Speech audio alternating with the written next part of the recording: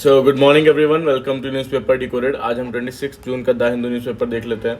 तो जो first news है basically Indian astronaut in space after 41 year gap on mission to Indian international space station. तो Axiom 4 mission basically वो बार बार delay हो रहा था और कल फाइनली 12:30 बजे के आसपास जो है टेक ऑफ कर गया इंटरनेशनल स्पेस स्टेशन के लिए।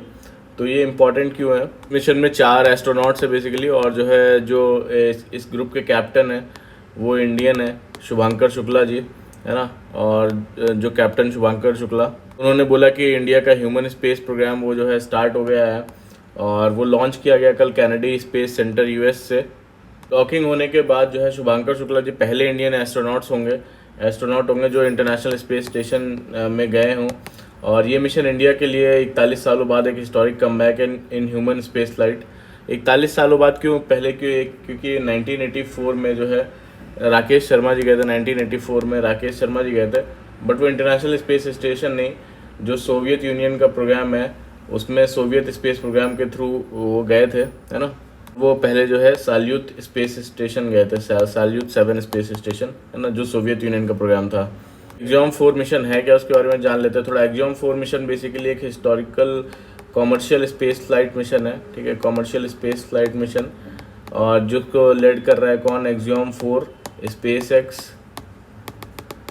और नासा, ठीक है। तो इसमें क्या हो रहा है बेसिकली, इंटरनेशनल जो क्रू है 4 मेंबर्स का क्रू, इसको इंक्लूडिंग जो है कैप्टन शुभांकर शुक्ला, इसको जो है इंटरनेशनल स्पेस स्टेशन पे ले जा रहे हैं ताकि साइंटिफिक रिसर्च कर सकें, इंक्लूडिंग जो डायबिटीज़ है, माइक्रोग्रेविटी है ना, इन सब पे। इसमें 7 इंडिया लेड एक्सपेरिमेंट्स भी हैं, जैसे कि जो है सीड्स पे, एल्गी पे, है ना, माइक्रोग्रेविटी बायोलॉजी को सपोर्ट को समझने के लिए, है ना, इस पे जो है इम्पैक्ट होता है। आज इस मिशन की 4:30 बजे के लगभग जो है वो डॉकिंग एक्सपेक्टेड है इंटरनेशनल स्पेस स्टेशन में। इंटरनेशनल स्पेस स्टेशन क्या चीज़ है? इंटरनेशनल स्पेस स्टेशन एक बड़ी स्पेस लेबोरेटरी है, स्पेस लैब बोल सकते हैं, जहाँ पे जो कि अर्थ के ऑर्बिट के जो है चारों ओर घूम रही है ना। और ये यहाँ साइंटिस्ट और जो एस्ट्रोनॉट्स होते हैं वो एक्सपेरिमेंट्स करते हैं माइक्रोग्रेविटी, बिना जो है जो ग्रेविटी के में, है ना, उसमें एक्सपेरिमेंट्स करते हैं। और ये कोलैबोरेशन किसका है? International space station basically NASA जो रशिया की एजेंसी जो है रॉस्कोमॉस, और यूरोप की एजेंसी जो है यूरोप ईएसए, और जापान की जाक्सा, है ना, जाक्सा, और कौन? कनाडा का सीएसए, कैनेडी स्पेस सेंटर, इनका कोलैबोरेशन है। ये लॉन्च हुआ था बेसिकली 1988 में, है ना। एक फुटबॉल ग्राउंड जितना बड़ा स्टेशन है और ऑल्टीट्यूड बोले तो 400 किलोमीटर है ऊपर, अर्थ से जो है 400 किलोमीटर की डिस्टेंस पे है ना, जहाँ एक्सपेरिमेंट्स किए जाते हैं, साइंटिफिक एक्सपेरिमेंट्स होते हैं हेल्थ को लेके, मेडिसिन, एग्रीकल्चर, स्पेस टेक्नोलॉजी, है ना, अर्थ ऑब्जर्वेशन, स्पेस वॉक, ये सब चीज़ें किया जाता है। नेक्स्ट न्यूज़ है बेसिकली यहाँ पे GST council will discuss reducing items in 12% slab. तो अभी क्या है कि बेसिकली जीएसटी काउंसिल जो भी 12% का क्या स्लैब में जो भी आइटम्स आते हैं उनको रिव्यू कर रही है, और तो 12% के आइटम्स को मिनिमाइज़ या हटाने का जो है वो सोच रही है। तो अगर ये हटता है तो जीएसटी स्लैब में सिर्फ क्या स्लैब बतेंगे? 0%, 5% और 18% और 28%, है ना। और तो अब ये बेसिकली क्या है, जीएसटी काउंसिल क्या चीज़ है ये देख लेते हैं। तो जीएसटी काउंसिल बेसिकली एक कॉन्स्टिट्यूशनल बॉडी है। एक सेकेंड, ये पेन नहीं चल रहा है। तो एक ये GST council basically constitutional body है ना, क्योंकि जीएसटी रिलेटेड सभी जो है डिसीजंस देखती है, जैसे टैक्स रेट एग्जम्पशन देना है, कोई स्लैब चेंज करना है, ये सब काम होता है। और इसका constitution basically article 279A of the constitution के अंडर हुआ था, और 101st कॉन्स्टिट्यूशनल अमेंडमेंट एक्ट से जो है के बाद हुआ था, है ना। तो इसका कॉम्पोजिशन क्या होता है? बेसिकली जो चेयरमैन होते हैं वो कौन होते हैं? यूनियन जो हमारे फाइनेंस मिनिस्टर होते हैं, है ना, इंडिया के फाइनेंस मिनिस्टर। वाइस चेयरमैन कौन होता है? ऑप्शनल होता है, किसी स्टेट का जो है वो फाइनेंस मिनिस्टर हो सकता है, ठीक है, ऑप्शनल है ये। और मेंबर्स कौन होते हैं? जो भी सेंट्रल मिनिस्टर्स होते हैं, स्टेट ऑफ फाइनेंस, रेवेन्यू, है ना, जितने भी स्टेट और यूनियन टेरिटरीज के फाइनेंस मिनिस्टर्स हैं। फंक्शन क्या होता है? वही बेसिकली जीएसटी रेट फिक्स करना, एग्जम्पशन देना, डिस्प्यूट रेजोल्यूशन करना सेंटर और स्टेट के बीच में, इनपुट टैक्स क्रेडिट के रूल्स सजेस्ट करना, ये सब चीज़ें। वोटिंग पावर कैसे होता है, सेंटर का वोटिंग पावर जैसे 1/3 उसका वेटेज होता है, और जो स्टेट्स होते हैं उनका वेटेज 2/3 होता है, ठीक है। और डिसीजन तभी पास होता है जब जो है 75% मेजोरिटी हो उसमें, है ना। नेक्स्ट न्यूज़ है बेसिकली यहाँ पे chemotherapy drugs made by Indian companies fail quality test study. तो केमोथेरेपी जो होती है बेसिकली जो है कैंसर ट्रीटमेंट में यूज़ होती है, और ऐसे यूज़ किए जाते हैं ड्रग्स जो कि स्लो करें या किल करें कैंसर सेल्स को। तो अभी न्यूज़ क्या है, न्यूज़ ये है मेजर इन्वेस्टिगेशन में पता चला कि कैंसर के जो वाइटल केमोथेरेपी ड्रग्स हैं जो 100 से ज़्यादा देशों में यूज़ हो रहे हैं, उसमें से कई क्वालिटी टेस्ट में ही फेल हो गए, है ना। ये ड्रग्स कॉमन कैंसर जैसे breast cancer, ovarian cancer, leukaemia जैसे ट्रीटमेंट में यूज़ होते हैं। इन्वेस्टिगेशन का रिजल्ट बेसिकली ये किसने किया, ये एक यूएसए की यूनिवर्सिटी ने किया है, जिसमें 189 सैम्पल्स लिए गए, उसमें से 20% फेल हो गए, है ना। और सबसे ज़्यादा ख़राब परफॉर्मेंस वीनस रेमेडीज़ का रहा, ये इसमें से 8 के 8 सैंपल फेल हो गए। और ये ड्रग्स जो है एक्सपोर्ट हुए कहाँ कहाँ पे, नेपाल में, Ethiopia, USA, UK, Saudi Arabia जैसे कंट्रीज़ में। और नेपाल जैसा कंट्री जिसका ड्रग टेस्टिंग सिस्टम कमज़ोर है, उन्होंने सबसे ज़्यादा इंपोर्ट किया है। और क्या प्रॉब्लम मिले कि कम एक्टिव इंग्रेडिएंट अगर रहता है तो ड्रग का कोई इफेक्ट ही नहीं होता है, वो लेने और ना लेने जैसा बराबर ही रहता है। और अगर ज़्यादा एक्टिव इंग्रेडिएंट ले लिया जो है तो कुछ ना कुछ साइड इफ़ेक्ट हो जाता है, जैसे ऑर्गन डैमेज हो जाएगी या फिर जो है डेथ हो जाएगा। और इंडियन मैन्युफैक्चरर्स की बात करें तो इंडिया की 17 कंपनीज ड्रग जो है में फेलियर उसमें हुआ है, जिसमें 16 इंडियन बेस्ड कंपनीज हैं, ठीक है। और मेजर कंपनी जैसे वीनस रेमेडीज़ हो गई, जीवीएस लाइफ साइंसेज हो गई, जीएलएस फार्मा हो गई, जी लेबोरेटरी हो गई। तो और कंपनीज़ का डिफेंस क्या है कि basically test result scientifically plausible नहीं है, हमारे सिस्टम वैलिडेटेड है। और तो इन्होंने ब्लेम किया कि पुअर स्टोरेज को ब्लेम किया सप्लाई चेन में। और तो अब ग्लोबल रेगुलेटरी फेलियर्स की बात करें तो 3 में से 2 जो है कंट्रीज़ ऐसे हैं जो अपनी पॉपुलेशन को सेफ़ मेडिसिन देने में एश्योरेंस नहीं दे सकते। और नेपाल अब तक किसी भी कैंसर ड्रग को ऑफिशियली रिकॉल नहीं किया उसने, और डब्ल्यूएचओ ने इस मैटर पर अब तक रिस्पॉन्स नहीं दिया कोई। और इंडिया के जेनरिक इंडस्ट्री की बात करें तो इंडिया दुनिया का लार्जेस्ट जो है वो जेनरिक ड्रग प्रोड्यूसर है ना, लार्जेस्ट जेनरिक ड्रग प्रोड्यूसर है। और तो हेल्थ एक्सपर्ट ने क्या किया, इंडिया का फोकस इंडस्ट्री को प्रोटेक्ट करने पर रहता है, अकाउंटेबिलिटी पर नहीं रहता है, ठीक है। अगर कोई अच्छी क्वालिटी इशू है या किसी को कुछ प्रॉब्लम है तो जो है वो कौन उसके लिए रिस्पॉन्सिबल होगा, तो ऐसा नहीं होता है इंडिया में। जो नेक्स्ट न्यूज़ है बेसिकली यहाँ पे Chhattisgarh seeks centre's aid as forest department installs plan for community forest right. तो छत्तीसगढ़ फॉरेस्ट राइट कॉन्फ्लिक्ट है ये, और जो community forest reserve management plan है उस पर टसल चल रहा है। तो कम्युनिटी फॉरेस्ट रिजर्व क्या होते हैं, ये बेसिकली फॉरेस्ट एरियाज़ होते हैं जिन पर जो है ग्राम सभा को अधिकार मिलता है अंडर फॉरेस्ट राइट एक्ट 2006। और तो बेसिकली इसमें जो CFR मैनेजमेंट होता है उसका एम क्या होता है, जो लाइवलीहुड सपोर्ट करना ट्राइबल्स का, फॉरेस्ट कंजर्वेशन, ट्राइबल एम्पावरमेंट। और जो स्कीम है धरती आबा जनजातीय ग्राम उत्कर्ष अभियान जो 2023 में लॉन्च हुई थी, है ना। ये एक सेंट्रल स्कीम है जिसमें NGOs को इन्वॉल्व करके जो tribal communities, NGOs plus tribal communities की हेल्प करने का प्लान था अंडर जो है CFR मैनेजमेंट प्लान। तो हुआ क्या है बेसिकली, क्या प्रॉब्लम है कि जो है जो ये एक फॉरेस्ट डिपार्टमेंट ने मई 2025 में एक सर्कुलर लगाया। NGO में बेसिकली था क्या कि किसी भी NGO डिपार्टमेंट या प्राइवेट एजेंसी जो है उसको जो कम्युनिटी फॉरेस्ट राइट जो मैनेजमेंट ये प्लान है उसके अंदर काम नहीं करना चाहिए। इसके तुरंत बाद जो ट्राइबल वेलफेयर डिपार्टमेंट है उसने NGOs को एम्पैनल करने वाला था टू हेल्प ग्राम सभा प्रिपेयर जो है कम्युनिटी फॉरेस्ट राइट प्लान्स। तो बट फॉरेस्ट डिपार्टमेंट ने इस प्लान को रोक दिया।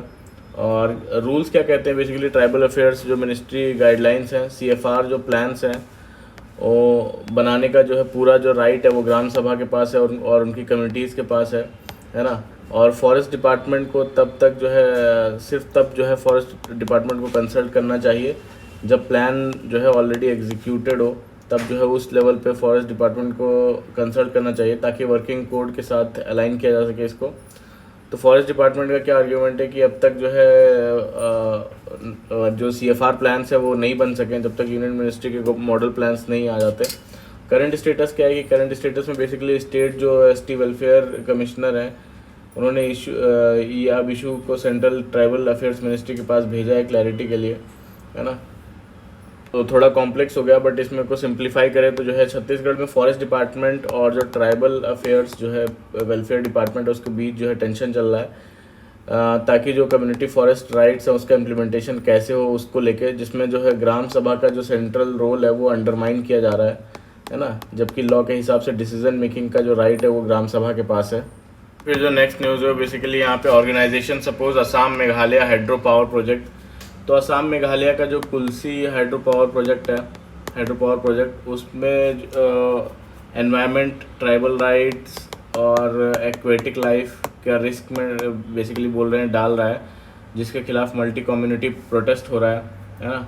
तो ये असम और मेघालय गवर्नमेंट ने जो है बेसिकली कुल्सी हाइड्रो पावर प्रोजेक्ट, जिसमें 55 मेगावाट हाइड्रो पावर प्रोजेक्ट है प्लस इरिगेशन प्रपोज किया है ना। तो प्रोटेस्ट क्यों हो रहा है, बेसिकली ये बोल रहे हैं कि जो गैंगटिक रिवर डॉल्फिन्स हैं उनका हैबिटेट खतरे में आ जाएगा, जो कि एंडेंजर्ड कैटेगरी में है ना। और तो एक्वेटिक लाइफ और बायोडाइवर्सिटी दोनों इरिवर्सिबल डैमेज होगा। फिशरमैन और जो कल्टिवेटर्स हैं उनका लाइवलीहुड डैमेज होगा, है ना, क्योंकि ड्राई सीजन में पानी कम होता है और डैम से और दिक्कत होती है। और 12 वेटलैंड्स पे असर पड़ेगा, इंक्लूडिंग जो चंदूबी लेक जो कि 5th लार्जेस्ट टेक्टोनिक लेक है इन द वर्ल्ड, है ना। और फॉरेस्ट राइट एक्ट इशू में क्या है कि फॉरेस्ट राइट एक्ट के अंडर जो है लैंड टाइटल्स के लिए अप्लाई किया है लोगों ने, बट लैंड डॉक्यूमेंट्स नहीं होने से कंपनसेशन भी उनको नहीं मिलेगा, इसलिए पूरा ये प्रोटेस्ट चल रहा है ना। नेक्स्ट न्यूज़ में बेसिकली यहाँ पे flash floods in river trigger panic in Wayanad. तो जो फ्लैश फ्लड आया वो कौन सी रिवर में, पुनप्पाजा रिवर जो केरला में है उसमें आया। तो फ्लैश फ्लड क्या होता है, बेसिकली फ्लैश फ्लड जो है सडन इंटेंस फ्लड होते हैं जो कि एकदम कुछ ही मिनटों से घंटों के बीच में जो है काफ़ी हैवी रेनफॉल लाते हैं, डैम स्वयं हो सकता है ब्रेक हो जाए और सडन वाटर रिलीज़ होता है, स्पेशली लो लाइंग और हिली एरियाज़ में, है ना। तो उसको बोलते हैं फ्लैश फ्लड। इसमें काफ़ी ज़्यादा इंटेंस रेनफॉल हो जाती है with in A short period of time, है ना। फिर जो नेक्स्ट न्यूज़ है बेसिकली यहाँ पे Amaravati to host India's first quantum computing valley, है ना। तो क्वांटम कंप्यूटिंग क्या होती है, बेसिकली क्वांटम कंप्यूटिंग होती है जो ट्रेडिशनल बिट्स 0 और 1 यूज़ होते हैं, उसके अलावा जो ये बिट्स नहीं क्यूबिट्स यूज़ करता है ना, नॉट ट्रेडिशनल बिट्स। और ये क्या है, बेसिकली ये क्वांटम फिज़िक्स पे जो है वो बेस्ड है। तो ये जो है कई सारे सेवरल प्रॉब्लम्स को मिलियंस ऑफ टाइम फास्टर जो है जो ट्रेडिशनल कंप्यूटर्स होते हैं उससे ज़्यादा तेज़ी से सॉल्व कर सकता है ना। और यूज़फुल होगा कॉम्प्लेक्स प्रॉब्लम सॉल्विंग में, आर्टिफिशियल इंटेलिजेंस में और साइबर सिक्योरिटी, इन सब एरियाज़ में। अभी रिसेंटली हमने 1 किलोमीटर की डिस्टेंस का जो है वो हमने क्वांटम की डिस्ट्रीब्यूशन से सिक्योर की शेयर करके जो है 1 किलोमीटर तक का ट्रांसमिशन वो भी हमने सक्सेसफुली कंडक्ट किया था। तो ये कि बेसिकली जो है क्वांटम कंप्यूटिंग वैली जो है वो लॉन्च होगी अमरावती में, ठीक है, अमरावती आंध्र प्रदेश में। और तो ये इन लाइन है नेशनल क्वांटम मिशन जो इंडिया का है उससे। तो ये प्रोजेक्ट जो है बेसिकली सपोर्ट करेगा रिसर्च, इनोवेशन और इंडस्ट्रियल एप्लीकेशन जो हैं उनको, है ना। और जनरेट करेगा हाई स्किल्ड जॉब्स। और तो बेनिफिट कौन कौन होंगे, basically educational institutions, health care और फार्मा सेक्टर, एग्री टेक और made tech startups, IT and logistic industries, ये सब बेनिफिट करेंगे, है ना, उससे।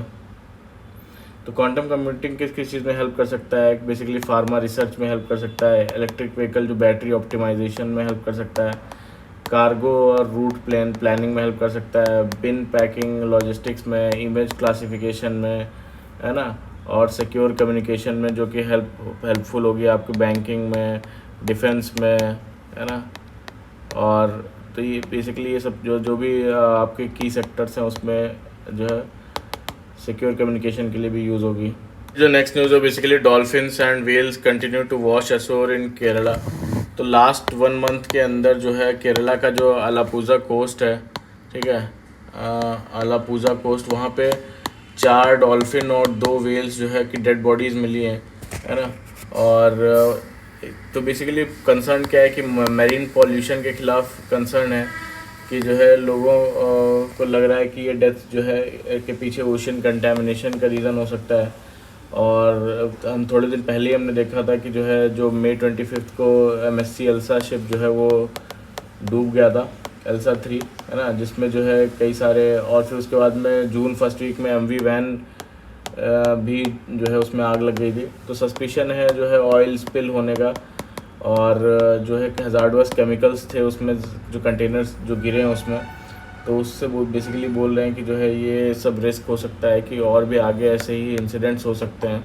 जो नेक्स्ट न्यूज़ है बेसिकली यहाँ पे CBSE class 10th students to get options of 2 exams. तो क्लास 10th के स्टूडेंट्स को अब 2 बार मौका मिलेगा एक फाइनेंशियल ईयर में जो है बोर्ड एग्ज़ाम देने का, और फर्स्ट एग्ज़ाम जो है वो मैंडेटरी रहेगा, और जो सेकंड एग्ज़ाम होगा वो ऑप्शनल होगा। ठीक है, ये फरवरी में होगा और ये मई में होगा। तो ये सिर्फ जो होगा सेकंड टाइम जो चांस मिलेगा वो स्कोर इम्प्रूव करने का चांस रहेगा, है ना।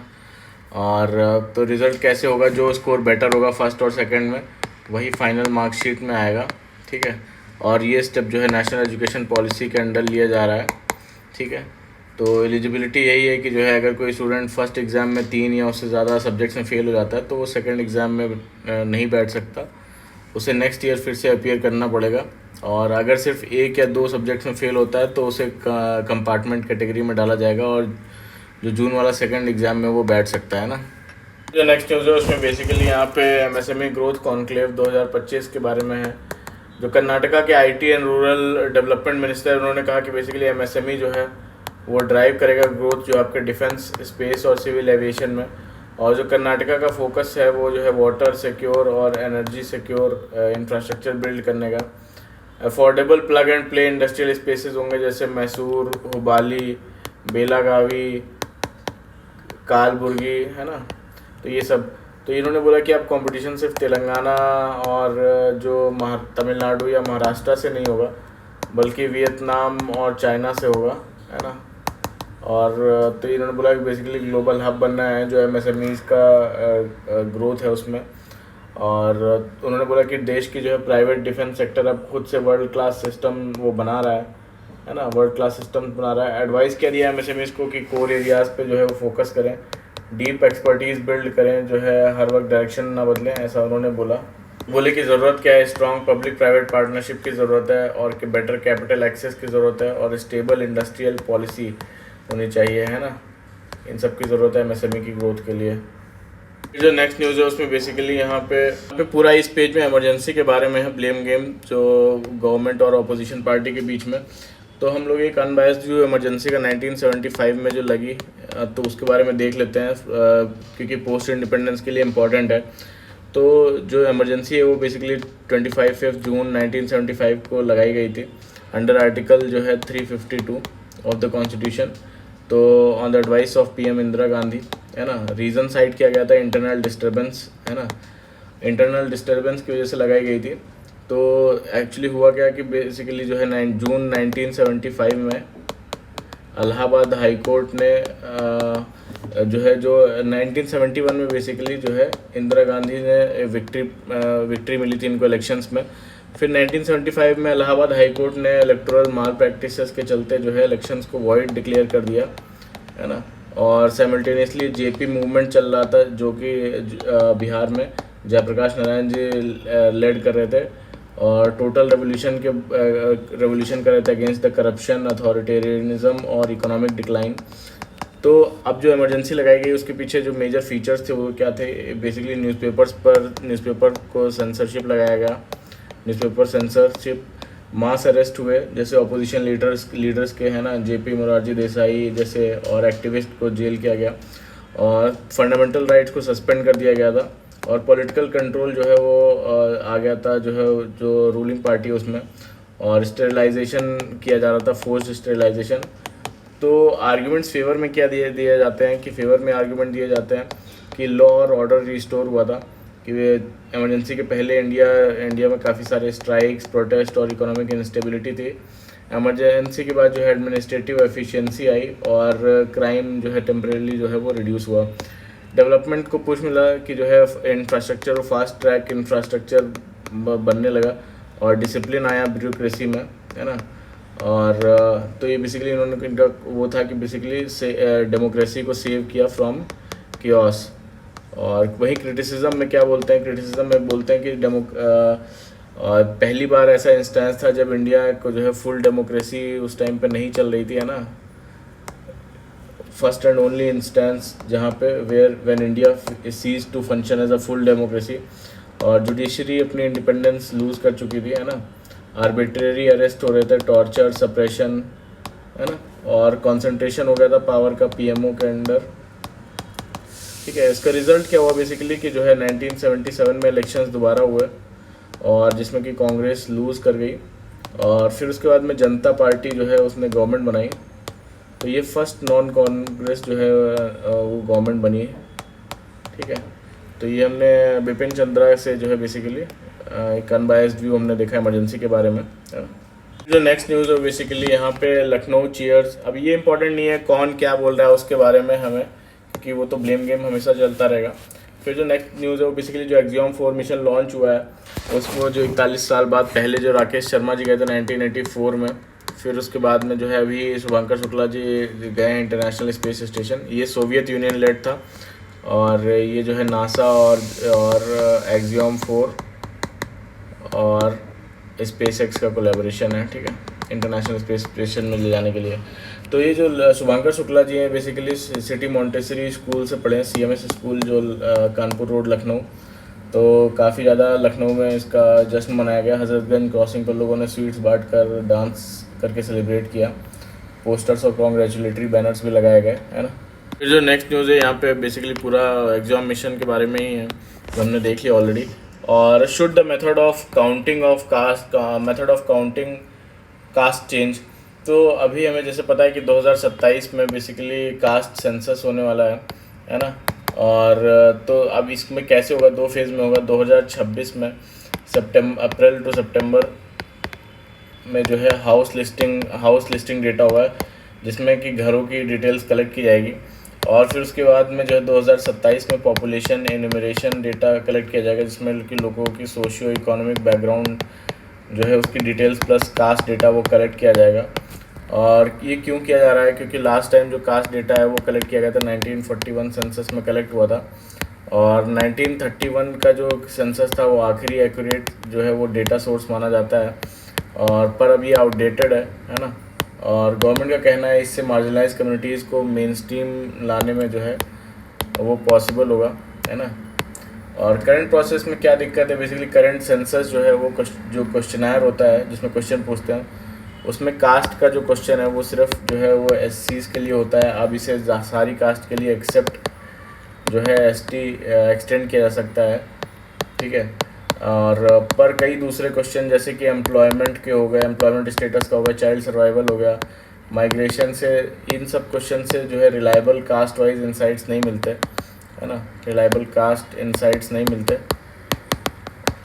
तो रिस्ट्रक्चरिंग किया जा सकता है क्या, बेसिकली जो हाउसिंग एमिनिटीज़ और एसेट्स वाले जो क्वेश्चन है ना, इनको सेकंड फेज़ में जो है वो जो जिसमें पॉपुलेशन एनुमरेशन होगा, जिसमें कास्ट डेटा भी कलेक्ट होगा, उसमें शिफ्ट करना चाहिए, ताकि जो है ये डेटा जो है कास्ट के साथ लिंक कर सकें कि किसके पास कितने रिसोर्सेज हैं, क्या है।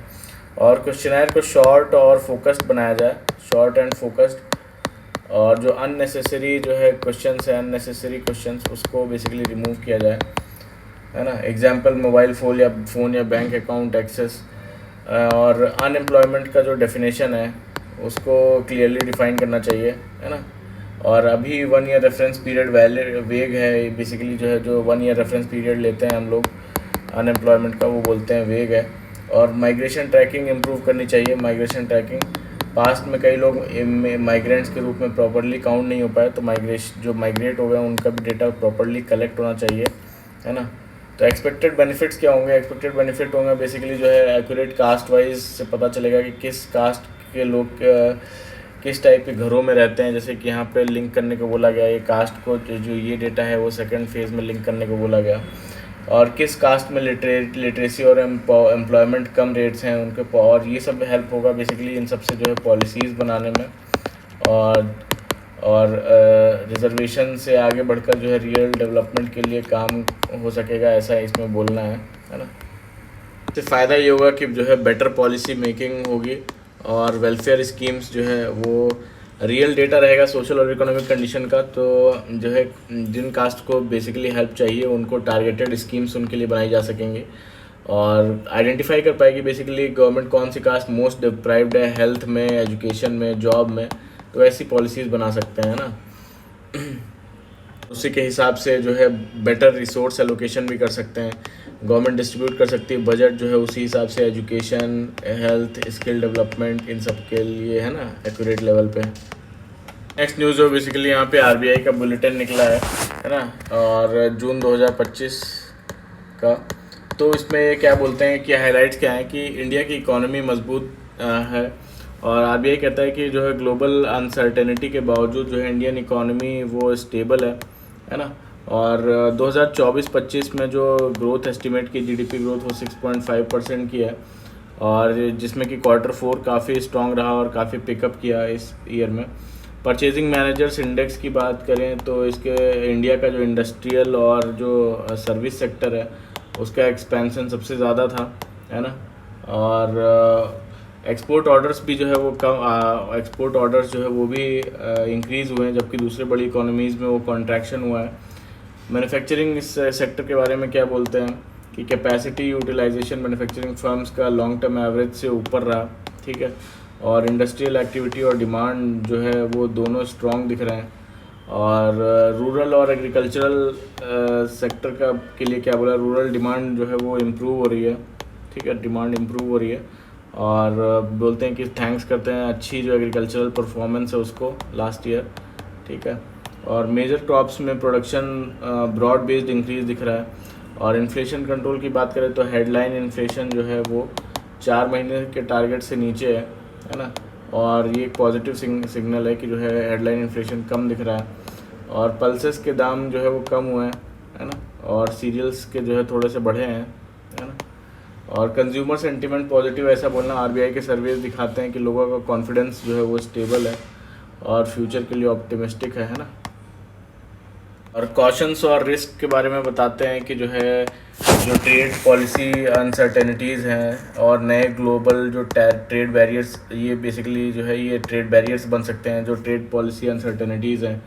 और जियो पॉलिटिकल टेंशन जैसे कि वेस्ट एशिया और यूक्रेन वॉर हो गया, वो ग्लोबल रिकवरी को स्लो कर सकते हैं, ऐसा इसमें बोला गया है। नेक्स्ट न्यूज़ जो बेसिकली यहाँ पे इंडिया में retaliate against US if talks on steel aluminium tariff fail. तो बैकग्राउंड क्या है कि बेसिकली 2018 में यूएस प्रेसिडेंट डोनाल्ड ट्रंप ने जो है स्टील पे 25% टैरिफ और एल्यूमिनियम पे 10% एक्सपोर्ट्स पर हाई टैरिफ का इम्पोर्ट टैरिफ लगाया। और 2019 में इंडिया ने रिटेलिएटरी टैरिफ लगाए 28 यूएस प्रोडक्ट्स पे, जिसमें एप्पल्स, वॉलनट्स और लेंटिल्स थे। और 2023 में जो है बाइडेन गवर्नमेंट ने जो है कुछ टैरिफ्स हटाए इसमें से और कोटा सिस्टम लेके आया। इंडिया ने भी रिटेलिएटरी टैरिफ जो है ये जो लगाए थे वो रोल बैक किए। और अब क्या हो रहा है बेसिकली 2024-25 में इंडिया और यूएसए के बीच में बायलैटरल ट्रेड एग्रीमेंट टॉक्स जो है चल रहे हैं, जिसका डेडलाइन जुलाई 9 है।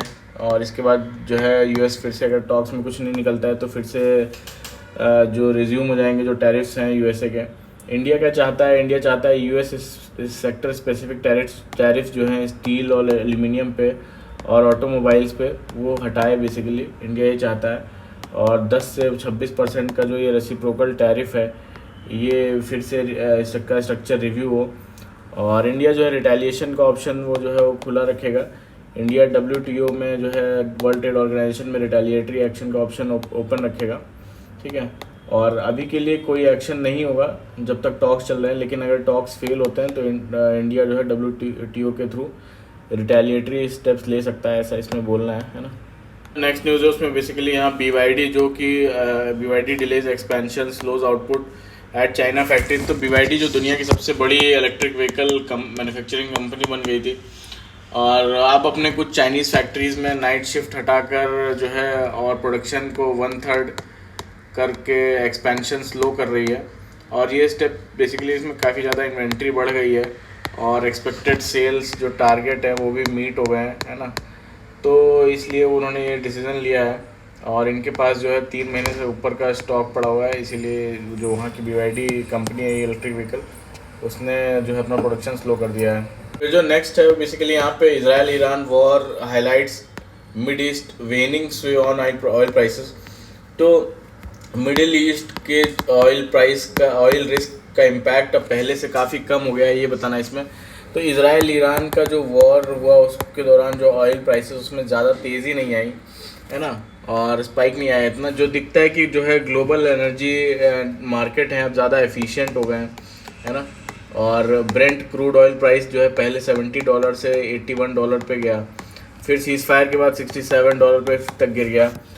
तो पहले की कॉन्फ्लिक्ट जो होते थे 1973 में, जैसे कि है ना एम्बार्गो, या 1990 का जो है वो गल्फ वॉर, उसमें प्राइसेस जो है वो डबल हो जाते थे, है ना।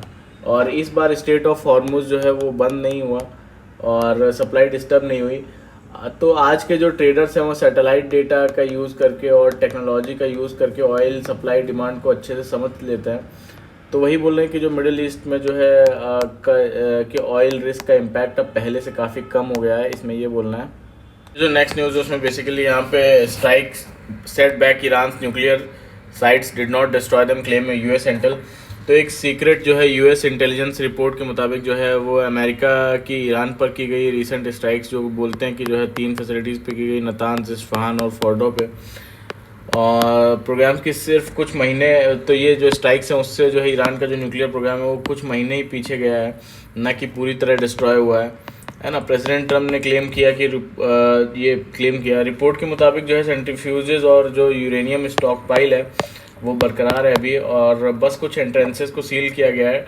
और ट्रम्प ने मीडिया पर जो झूठी खबर फैलाने का आरोप लगाया, और ईरान ने भी न्यूक्लियर साइट्स को बैडली डैमेज बताया, लेकिन साथ ही कहा कि उन्होंने पहले से तैयारी कर रखी है और प्रोग्राम्स जारी रहेगा, और ईरान के पास जो एनरिच्ड यूरेनियम है वो अब भी मौजूद है, ऐसा उन्होंने बोला। फिर नेक्स्ट जो न्यूज़ है basically NATO not for hike in military spending collective defence. तो नाटो लीडर्स जो लीडर्स ने जो है यूएस प्रेसिडेंट डोनाल्ड ट्रंप के प्रेशर में आके 2035 तक अपने जीडीपी का जो है 5% हिस्सा जो है डिफेंस और सिक्योरिटी पर खर्च करने का फैसला लिया है। और ये डिसीजन बेसिकली रशिया का जो बढ़ता खतरा है उसके चलते लिया गया है। स्पेन और जो कुछ जो अदर जो है कंट्रीज़ जो है वो इस चीज़ को अनरीजनेबल बता रहे हैं और अपोज कर रहे हैं। और ट्रम्प ने स्पेन और जो कनाडा है दोनों पर जो है कम खर्च करने का आरोप लगाया डिफेंस स्पेंडिंग में, और पोलैंड, फ्रांस और जर्मनी जैसे देश जो है इसको सपोर्ट कर रहे हैं।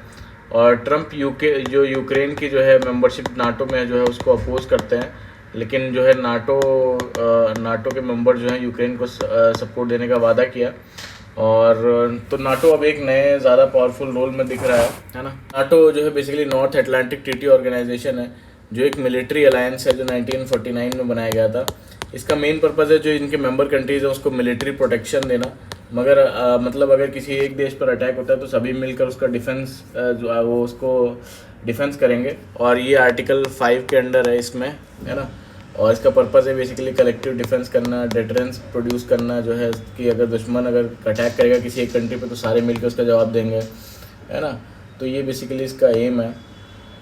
तो आज के न्यूज़पेपर में ज़्यादा इतना कुछ खास था नहीं, एग्जाम 4 और इमरजेंसी के बारे में ज़्यादा था, तो वो हमने देख लिया। इमरजेंसी को भी हमने पूरा डिस्कस किया, और फिर उसके बाद में एग्जाम 4 मिशन के बारे में भी जाना, है ना। तो ये था पूरा आज का हमारा न्यूज़ डिस्कशन, और प्लीज़ अच्छा लगा हो तो लाइक करिएगा, कमेंट करिएगा और सब्सक्राइब भी कर लीजिएगा हमारे चैनल को। Thank you very much for the discussion.